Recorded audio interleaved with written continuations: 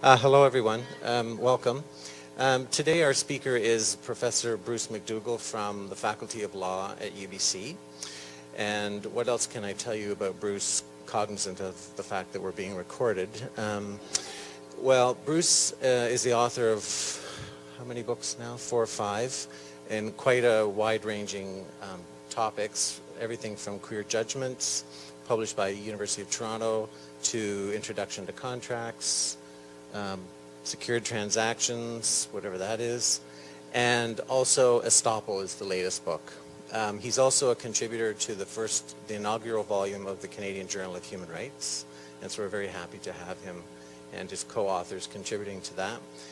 And Bruce and I wrote an article together that's published in the Dalhousie Law Journal, and today he's here to speak about GSAs and issues surrounding queer presence in schools, and he's probably written more on that, I think, in law than anyone else. So please welcome him today to speak more on this important topic. Thanks. Thanks very much for having me. It's a real pleasure to be here. It's the first time I've ever been in Winnipeg, I think. I may have been here when I was very, very young, but I'm certainly well pleased with what I see so far. I've just come from Miami, and so the adjustment was very minimal given the weather. I understand that I have at most 50 minutes, and that includes time for questions. So I'll try to limit what I have to say and leave time for questions. But I also would like to encourage questions or comments if you have them as I say something, because I'm going to be jumping all over the place a bit, and so the moment to comment or question me may pass. So jump in if you wish.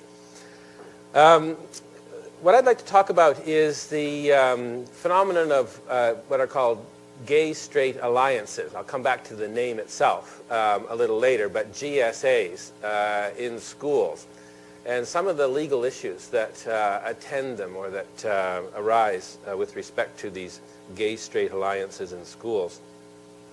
They came into prominence as a result of a number of unfortunate incidents.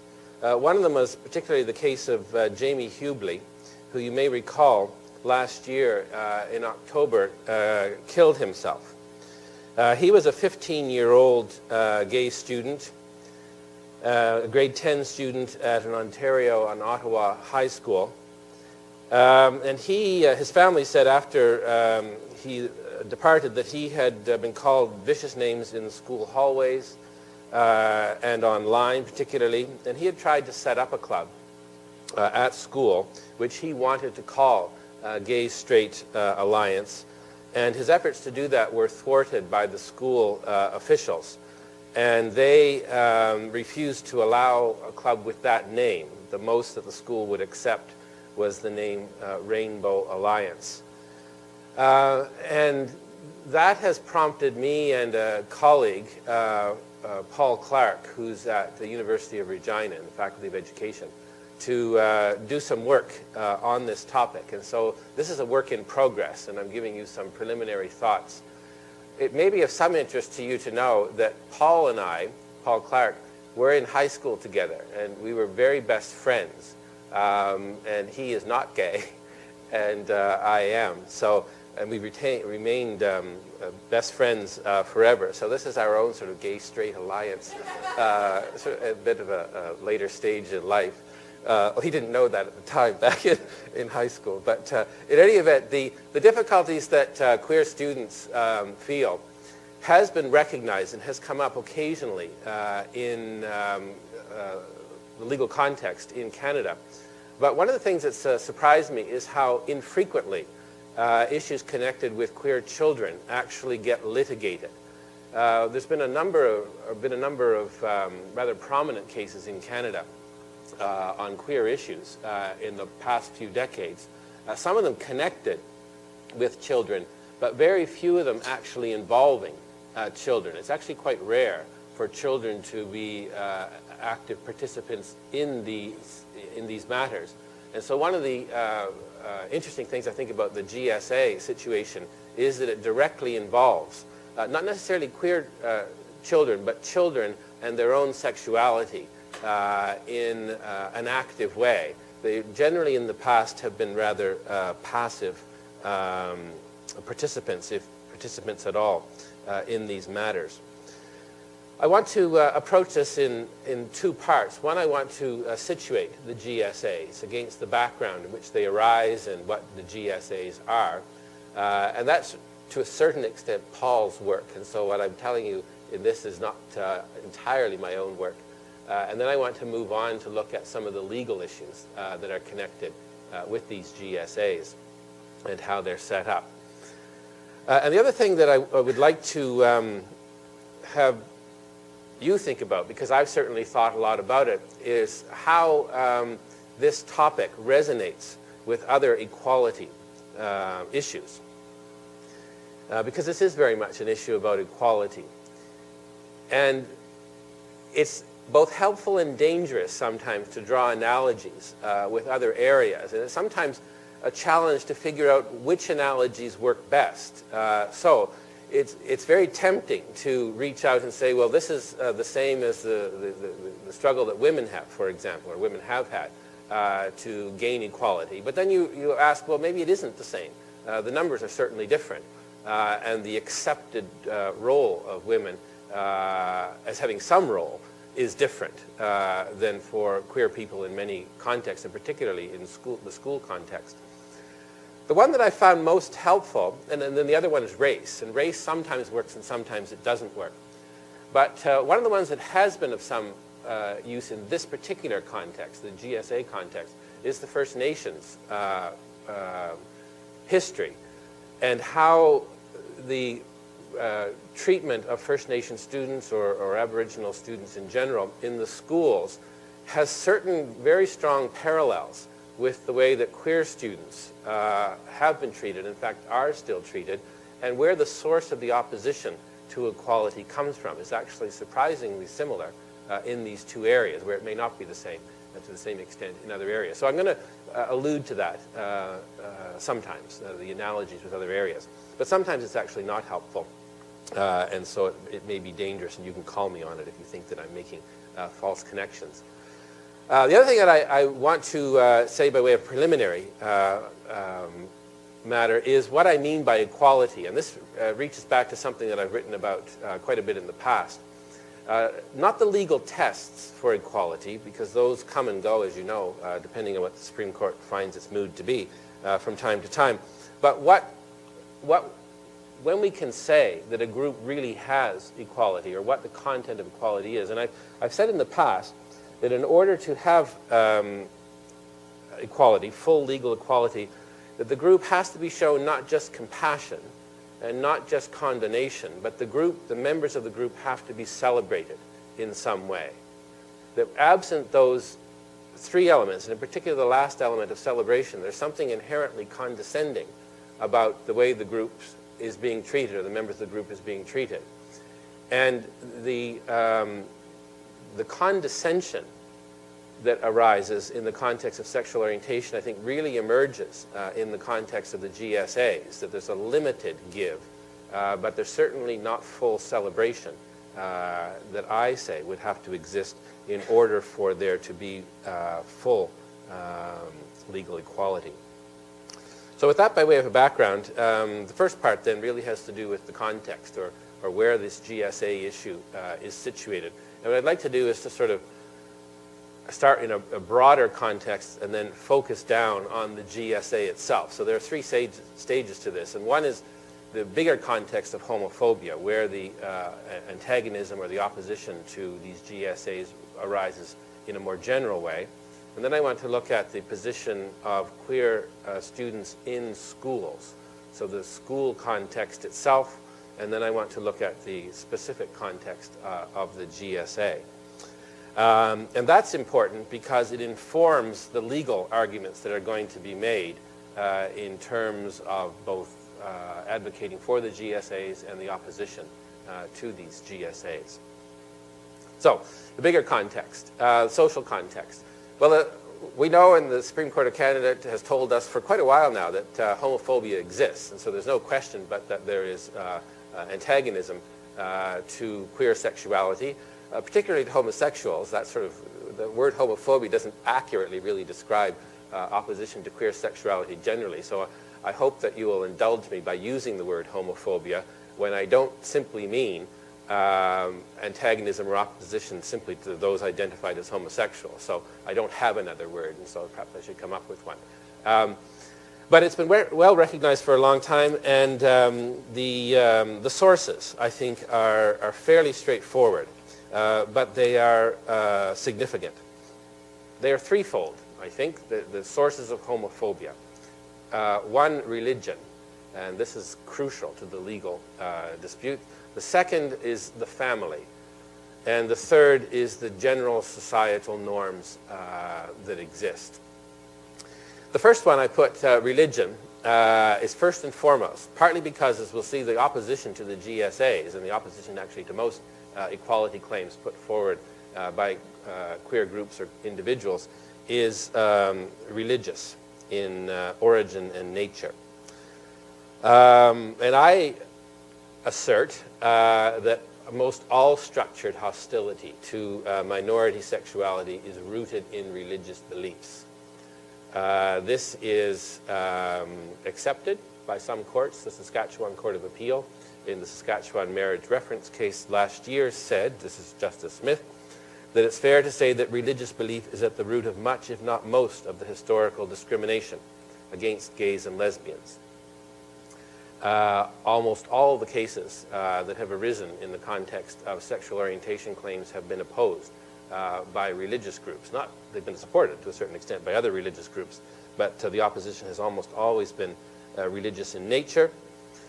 The opposition to equality claims on the basis of sexual orientation has been particularly strong in the context of matters to do with education and to do with marriage.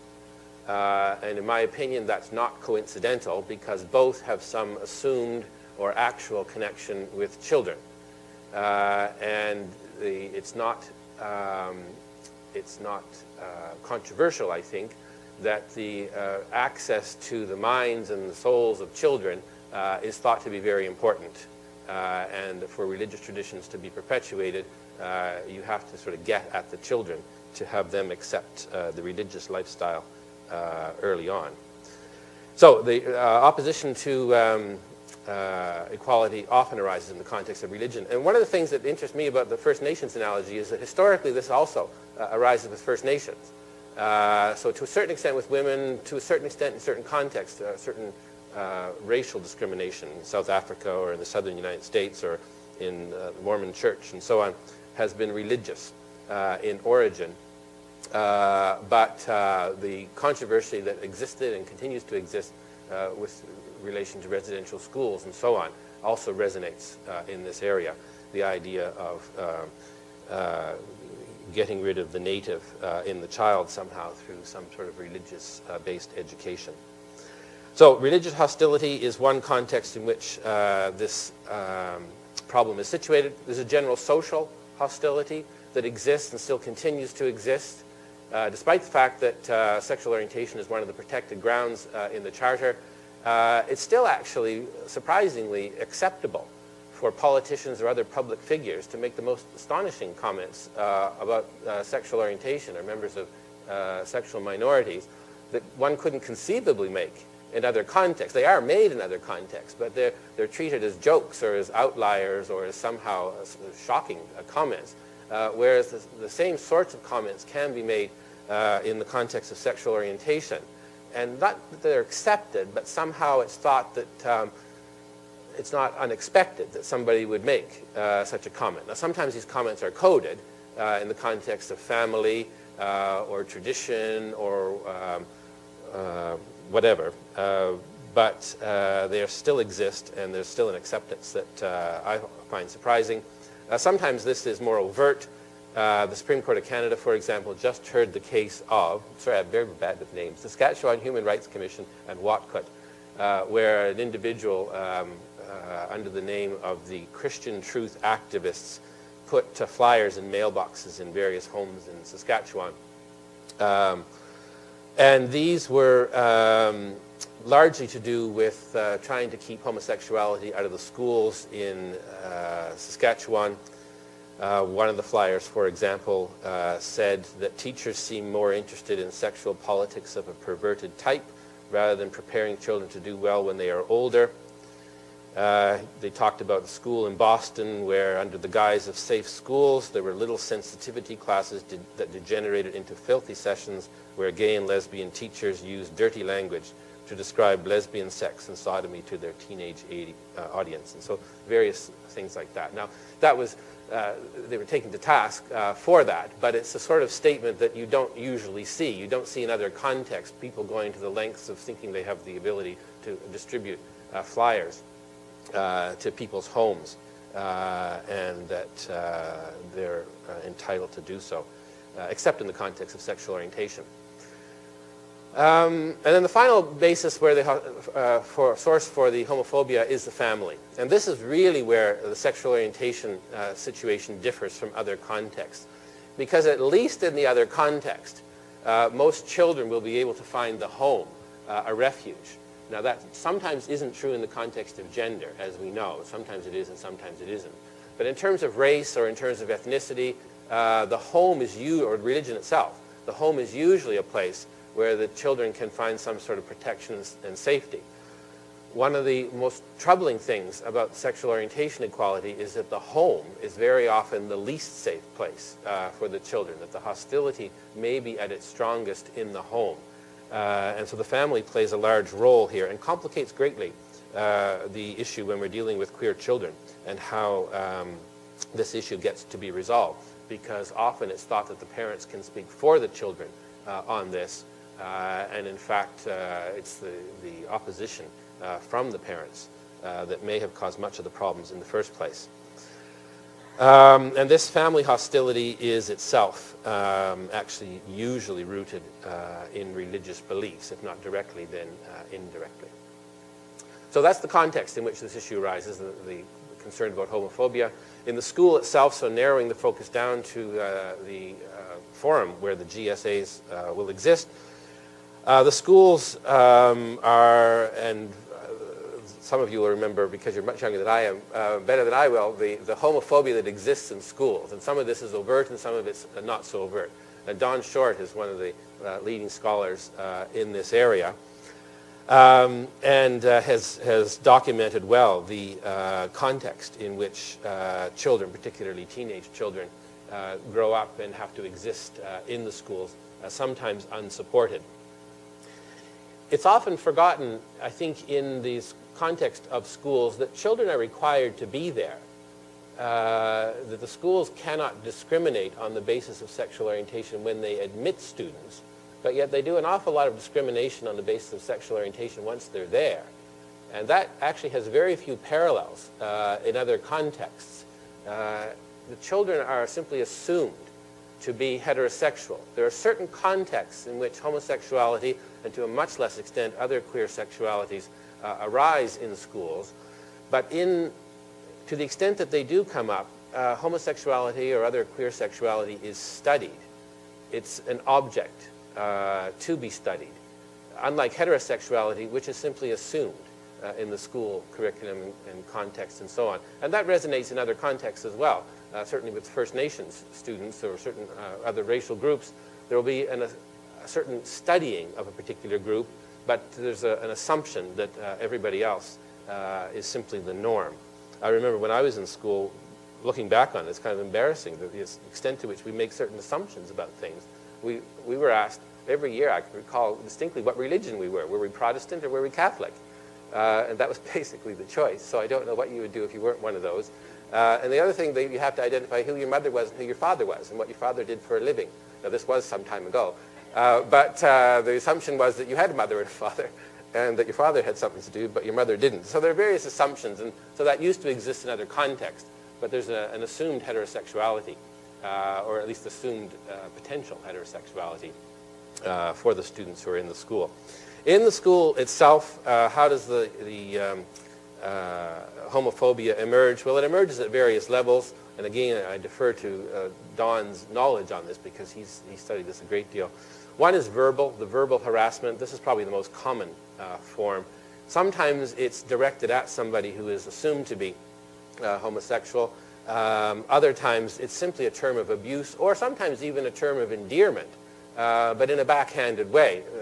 The idea being that we know full well that if I call you gay, and I mean it as my friend, I mean it in a sort of a negative sense, that I'm not directly criticizing you, but I'm in jest somehow saying that, well, I'm calling you gay because that's a negative comment, but it's endearing nonetheless.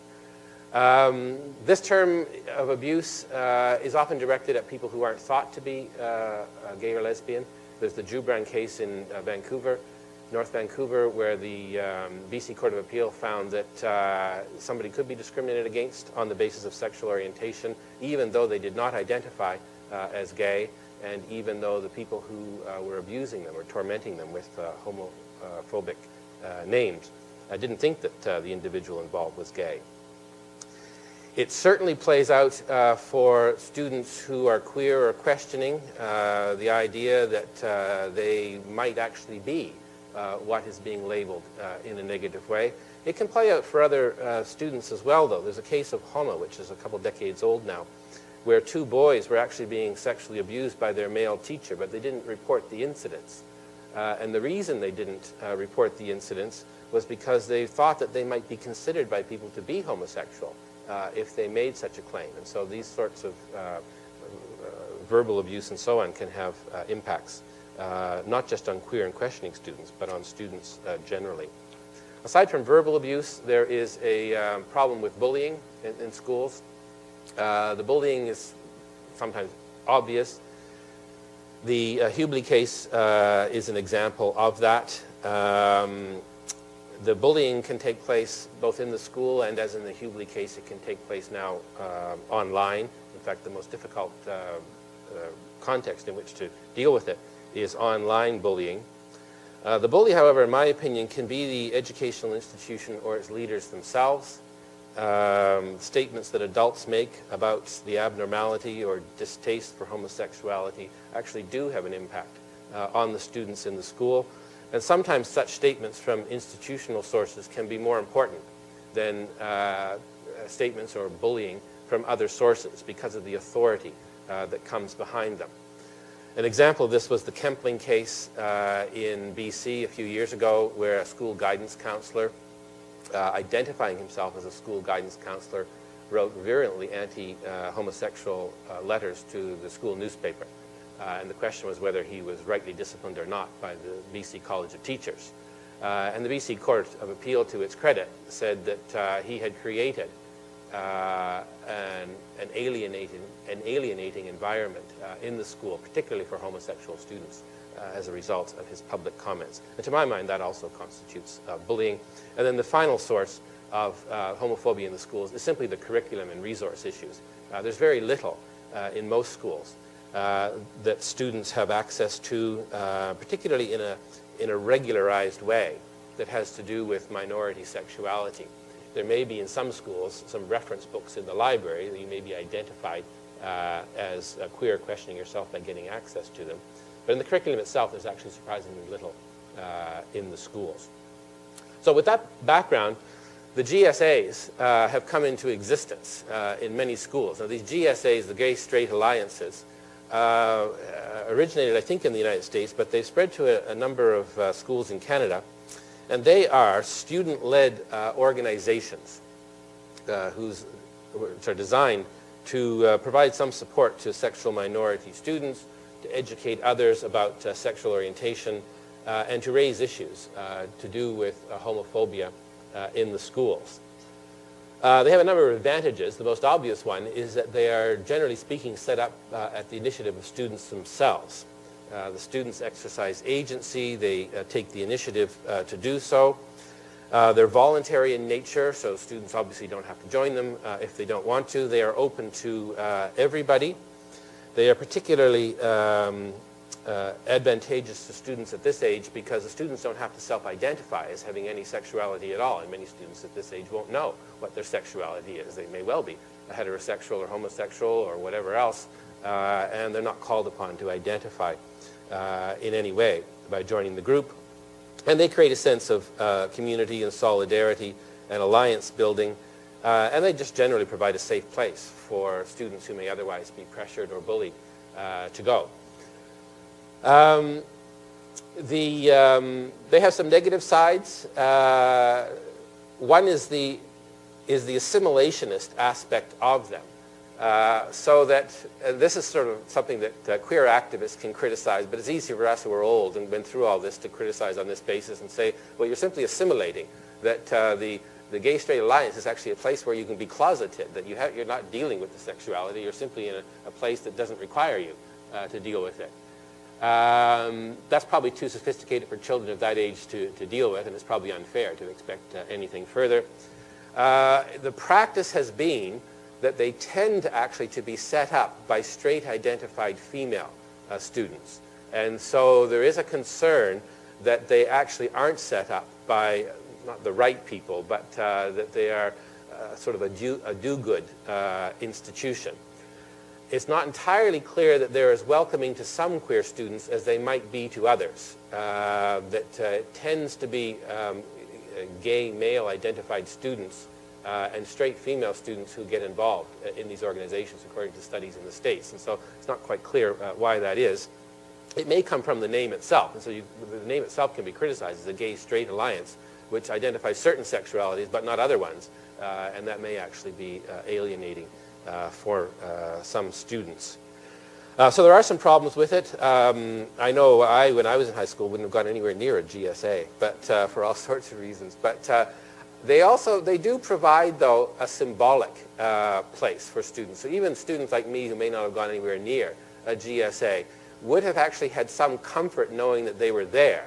So the fact that it existed may have been of some relevance. And this symbolic importance of organizations, I think, especially for people of that age, is at least as important as being involved in the group itself. I remember in school knowing that a couple of students, I don't know why, but they sort of were gay, and everybody knew they were gay.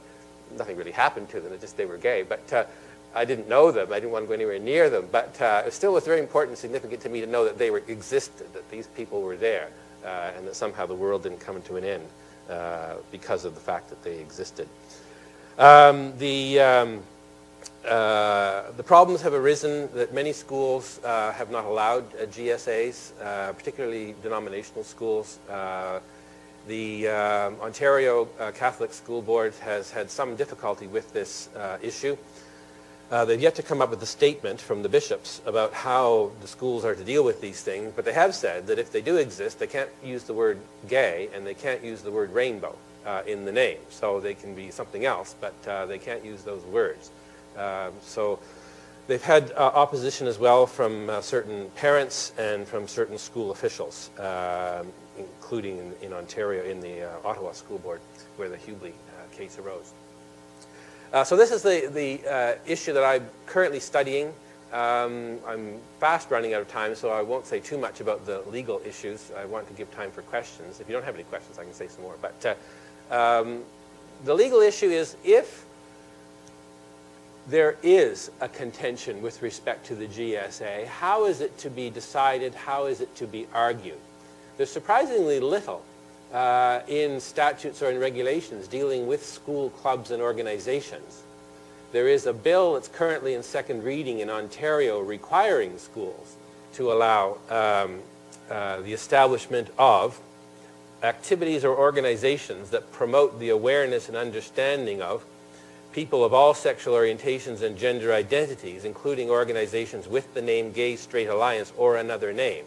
So assuming that gets passed in Ontario schools, that would be for both the public schools and for the denominational schools, they will be required to establish such organizations. There's still a question, however, whether a religious or other school could actually challenge that legislation on some basis, a human rights basis or a charter basis. And other places aside from Ontario, you will have the legal contention, I think, over these groups. And the contention will be situated in the context of human rights legislation or in the charter. It'll be on some sort of equality basis. There's not too much that differentiate those two areas in this context. The human rights context is advantageous, particularly for the denominational schools. But there are a number of cases that extend the Charter to protection to denominational schools. The cases that have been decided to date under human rights legislation and under the Charter have tended to illustrate the tension between equality claims on the basis of sexual orientation and claims based on religion. And it comes down to that. It's, in my opinion, becoming increasingly clear that this is where the opposition lies and this is where the contention will be on this issue. The Canadian courts, to their credit, in my opinion, have been, on the whole, quite good at resolving this tension, whether it's in the context of the human rights laws or the Charter, and have given very little scope for religious objection to claims for equality based on sexual orientation, particularly in the education context. In the human rights context, there is the Joubran case that I mentioned earlier that's helpful as well in establishing that an individual doesn't actually have to identify as gay or lesbian in order to claim protection on the basis of sexual orientation. There have been some claims in the education context on the basis of religion, but they tend not to succeed in the education context outside the employment specific context. So there was the Chang case that Don and I wrote about last year, or was it 2 years ago, Don? I don't remember. It took a while for the article to appear, but in Vancouver, where a teacher claimed that she was discriminated against on the basis of religion because she was required in the public school to put up rainbow stickers in her schoolroom to show support for queer students, and she was also required to catalog gay-related books in the library, and that this was somehow discrimination against her on the basis of religion. And there were various arcane arguments that were made as to how this was discrimination on the basis of religion. She claimed that she was being singled out, or she would be singled out for religious discrimination if she refused to do so. But not surprisingly, perhaps, the Human Rights Panel dismissed the claim. In the Charter context, there are lots of cases that have relevance here, not all of them directly involving schools. The tension here, as you know, will be between the expression and religious conscience protections in Section 2 and the Section 15 non-discrimination, equality provision in the Charter.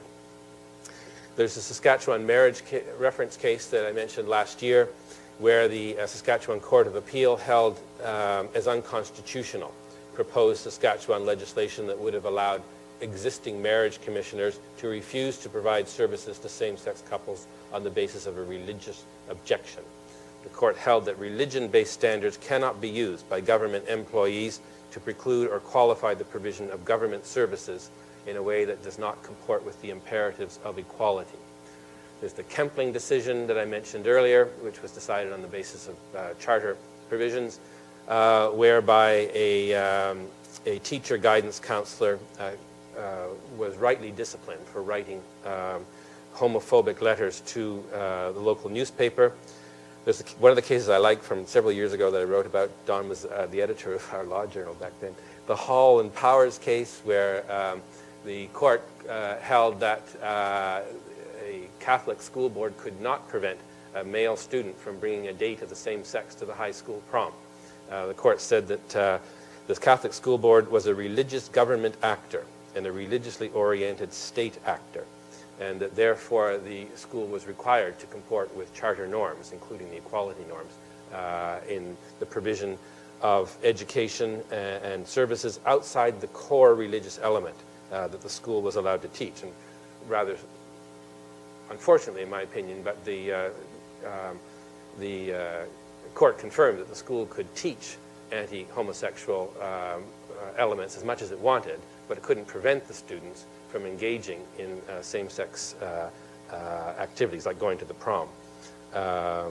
So there's a bit of a mixed message there. The Supreme Court of Canada hasn't said a great deal about this, but recently there was the decision this year of SL in the Commission Scolaire des Chaînes, where the court limited the ability to object to the content that's being taught in schools on the basis of religion. There, some parents requested that their children be exempted from attendance at a compulsory ethics and religious culture program in Quebec schools. And they argued that the program infringed their religious expression rights by interfering with the parents' rights to pass on their religious faith to their children. And the claim failed. The court, rather surprisingly, I think, said some sweeping things about the purpose of education and the limited role that religious objections can play in the public context. Justice Deschamps said that there's a gradual separation of church and state in Canada. And he said that's been a part of a broad movement to secularize public institutions in the Western world. And it was appropriate, the court said, for the state to establish compulsory courses underscoring diverse religious traditions, including religious traditions, and the court specifically said including traditions of people who have no religion whatsoever, which is rather a change from what often emerges. So with that background, I think this issue will be fought out. The sexual orientation claims, I argue, are rather easily made in either the human rights context or the charter context. It's pretty hard to argue that there hasn't been a breach of equality rights or discrimination. The religious claims, I think, are more difficult to make. It's hard to argue the religious opposition successfully here. I think there are 4 bases on which it can be argued. One is religious expression, but it's hard to argue what religious expression or how religious conscience is somehow being affected by virtue of the permission for students to set up these GSAs. Another argument is that somehow you're being coerced into homosexual activity. This was argued in the Saskatchewan marriage reference case by being required to participate or help organize these GSAs. That would be a claim that would be made probably by teachers or staff.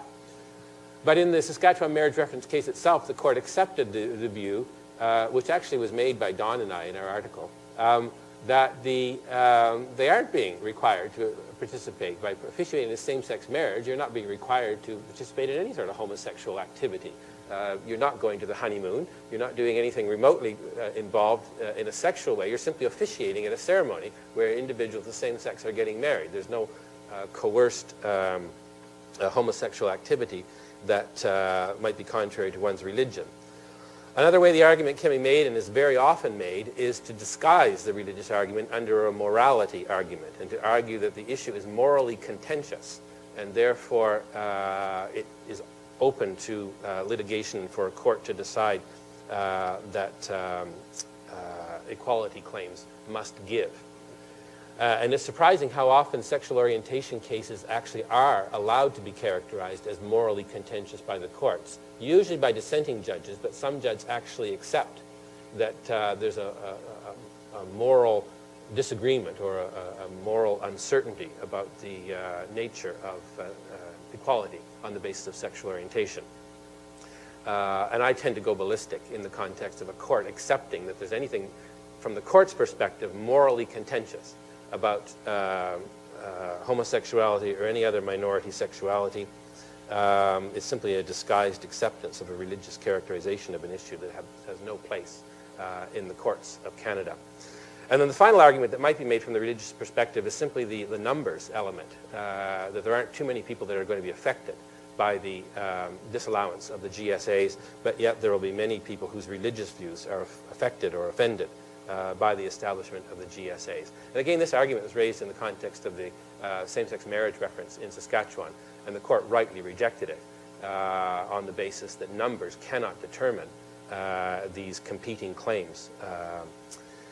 And in fact, the numbers may argue the other way. The fact that few people will be affected by GSAs actually may militate in favor of the allowance of the establishment of the GSAs. In any event, I've gone way over time. Don said I had to finish by 10 to 1, including questions. But I welcome any questions, comments you have. I particularly welcome those who might take me to task for things that I have said. I most enjoy that. I sometimes teach a course on sexual orientation or sexuality in the law. And although I like having students who think the same way that I do come to the class, I tend almost invariably to get only people who think, or at least say the same thing that I do. And it's much more interesting in a way to have somebody, I had a bishop once come to a talk I gave, and he took a different view. That was the most interesting. Yeah. Yep. Well, I'm thinking of a charter case, Dagenet and Canadian Broadcasting Corporation, when two different constitutional rights come into conflict with each other. They're to be interpreted in a non-hierarchical fashion. One preference isn't given to one or the other. And I'm wondering if Dagenet has played a role in these kind of charter cases where there may be conflicts between the freedom of religion and the equality right. There have been some cases that try to avoid the conflict altogether. And it can be argued that Hall and Power, that's the high school prom case, was an example where the court was simply saying, well, in fact, the religious rights have not actually been affected. And so we try to harmonize them together and they work together. But it's pretty hard in this area. Most cases, the court really does have to decide, because you can't accept that both rights are being protected. And the Saskatchewan Marriage Commission is probably a good example of that. The Saskatchewan Marriage Reference is a good example of that, where I think the court accepted that you couldn't simply find room for both. This area, the opposition is simply too overt and strong. And one really does have to give. Now, I know others who take a different view on that, and that will qualify that, well, we put religion here and we put sexual orientation there, and that there's room for both of them. But I do think that's a hard argument to make. So my argument is that I think in some contexts that ability to avoid the hierarchical approach to rights has been adopted. But in fact, in this area, one will generally give way to the other one. And we see that in the Kempling case, we see that in the Saskatchewan Marriage Reference case, and in my opinion, to a certain extent, in the Hall and Power case as well, that religion simply gave way. And the court there actually referred to other cases where religion had limits, and it would have to give way. In my opinion, religion, the protection of the religious rights in this context tends to a result which excludes, whereas the result that favors the sexual orientation is a result that includes. And it's hard to square those two. Yes? I have a question that I'm not sure applies. It's applying in my mind right now, but I'm still working through everything that you said. But is there a requirement for schools to have policies regarding bullying? And if so, is there any allowance for restrictions within those policies based on what you're being bullied on? That's a good question, and I don't know. Probably Don. I shouldn't put Don on the spot, but he may actually know that more than I do. I know in some jurisdictions there is such a requirement. But whether it's an across-the-board thing, I couldn't say. Most jurisdictions in the Vancouver area have such a policy now. It's actually a matter of some contention, again, religious in nature, in certain of the areas around Vancouver.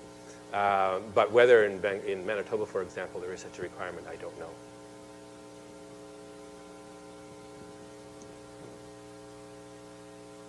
Well, thank you. It's been a really interesting talk. I mean, the issues that around GayStraight Alliances and the legal challenge that you outline obviously has connections in other areas in the school system as well, right? So there's the big thing is around curriculum too, I think, and I know the issue in Ontario right now with the legislation is very contentious, and again, it's being argued that this is a moral, these are morally contentious issues. And here in Manitoba, I don't know if you're aware that, and I don't know actually what the status of it is right now, but at least one of the school districts, and I think others have policies called HAM. I don't know if you heard about this. No, I don't know. Homosexuality, abortion, masturbation, I think, are issues that some of the school districts consider contentious and therefore off limits for teachers to talk about in terms of the health classes and all of that. And I mean, many of us have said for quite a while that this is clearly unconstitutional. It's clearly contrary to the Charter, contrary to human rights, but you actually can't get people to want to, teachers, students, anyone to want to litigate this. And despite actually my having talked to people involved and that sort of thing, I mean, that's a real challenge. This is an area where I actually think, and this is not what I would say about a lot of areas, where the courts are actually probably going to be quite good on this issue in the way that you suggest, in terms of actually understanding.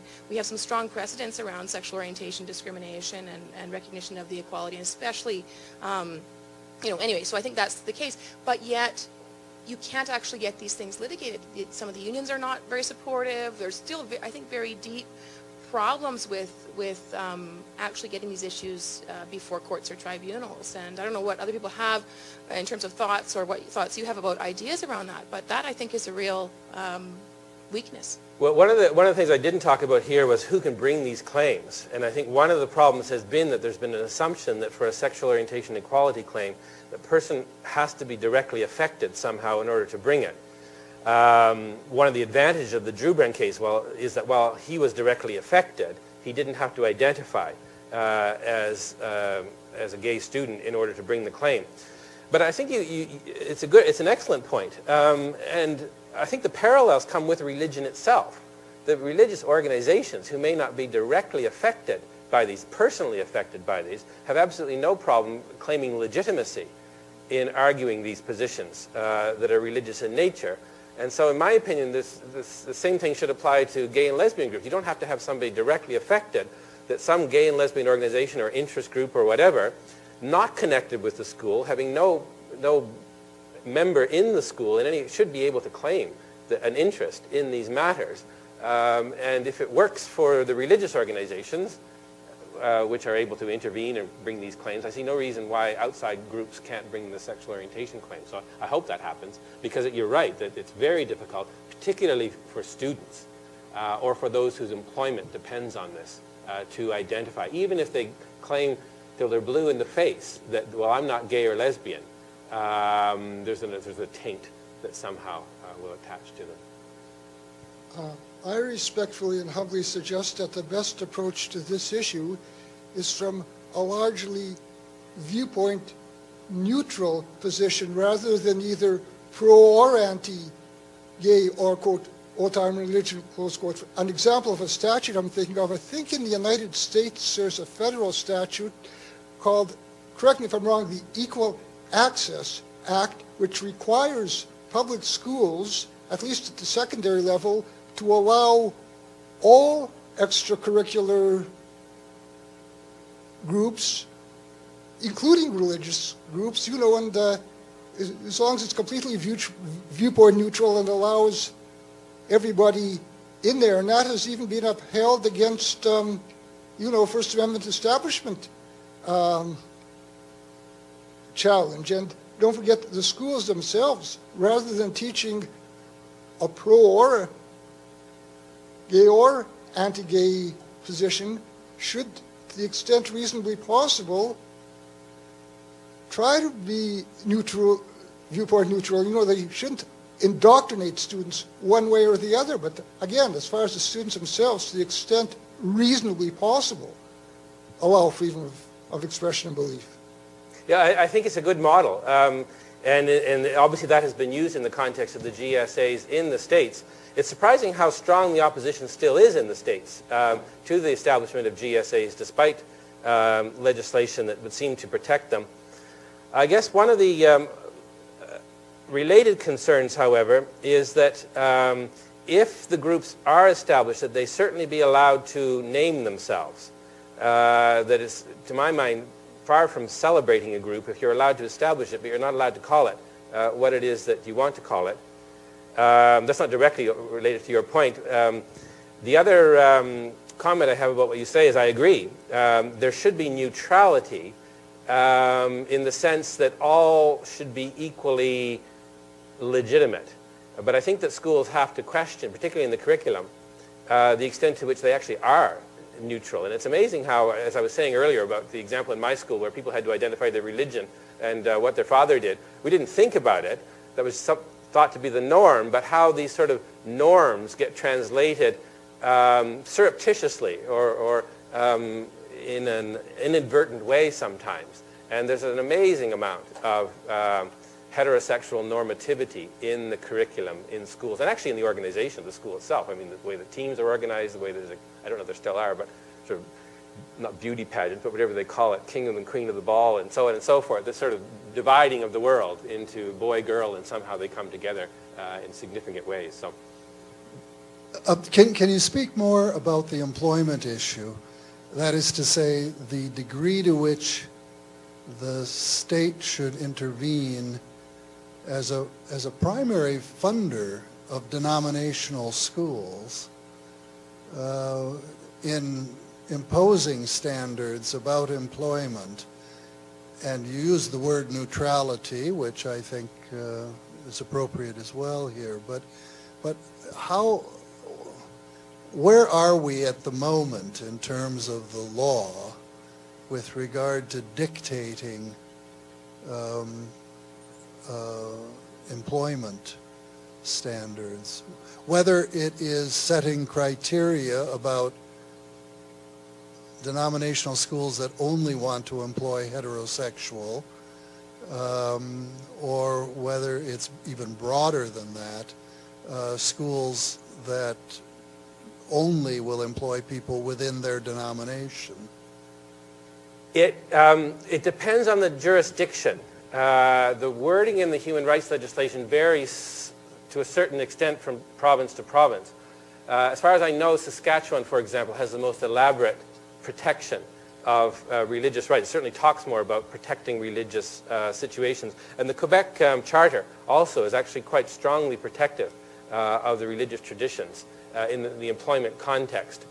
The cases otherwise seem to be a little bit all over the place.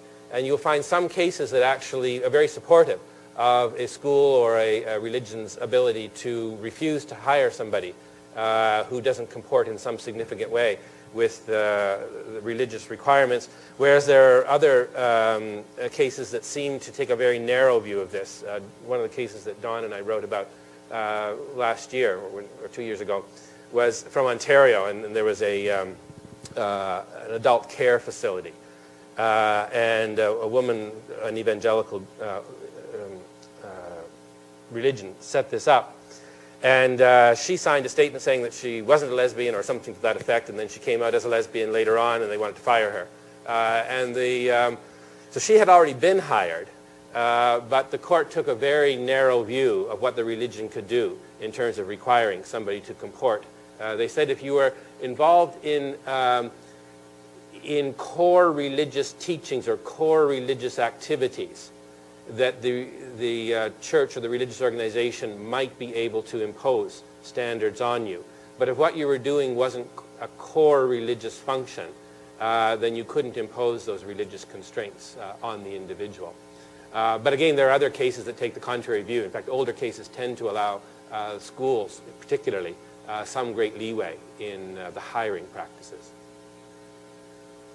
Now, the opposite arises in the context of a non-denominational, or particularly a state organization. The same-sex marriage case was like that, where a religious person is arguing, well, in fact, what this means is that you're discriminating against me on the basis of religion in employing, because since I am going to have to do these things if I am hired, and I simply cannot, it's against my religious conscience to engage in this sort of activity, the effective result is that I am being discriminated against on the basis of religion at the employment context. So that's certainly the argument that's being made. It wasn't accepted in the Saskatchewan marriage reference case, but I think we have more to hear on that, because I do think there are stronger arguments that can be made in favor of the religious view in that context than were accepted in the Saskatchewan case. I don't want to make those, but I suspect at some point somebody will make them. And I know sorry, I'm talking too much, but I know you have to go. But in the same-sex marriage case, I wrote an article that was in the Saskatchewan Law Review saying it was a terrible thing that marriage commissioners could refuse to marry people of the same sex. And one of my students traitorously wrote a rebuttal against it in the same journal a few issues later. Anyway, this fellow and I are actually great friends. You wouldn't know it from the way we talk about each other in our articles. But he's from a very conservative religious tradition. But he admits that these issues are simply symbolic, or the same-sex marriage issue particularly, and I think the GSA is symbolic because there are certain other issues that the religious organizations would very much like to be able to have greater religious flexibility. For example, the provision of medicines by pharmacists is one that they clearly want the law changed so that you don't have to provide, that people can refuse to have anything to do with abortion provisions, not just providing the abortion, but anything to do with operating or working with people who have anything to do with abortions. And so these do resonate, and these issues will come up again. It may not be in the school context, but the religious arguments, although they've generally not been accepted, are certainly far from disappearing. I think on that note, it's my pleasure to thank Professor MacDougall on behalf of the Faculty of Law and on behalf of Robson Hall for stopping in Winnipeg on his way from Florida, on his way back to UBC. You know, this area of law really has an importance. When you think about things like, you know, suicide is the second leading cause of death in the group 10 to 24 behind accidents. And it's the leading cause of death for sexual minority youth. So if ever there were a case for this idea that, you know, what the GSA is doing or this area and the idea of equality, in this case, there's a huge life and death issue that underpins all this. So it's pretty important stuff. So we're very grateful that you came, that you stopped, for sharing your expertise with us today. Thank you very much. And I would invite all of you upstairs for, we're having a lunch in the Faculty Lounge to which you're all invited. So thank you so much. And on our behalf, we present this wonderful sweatshirt from the University of Manitoba.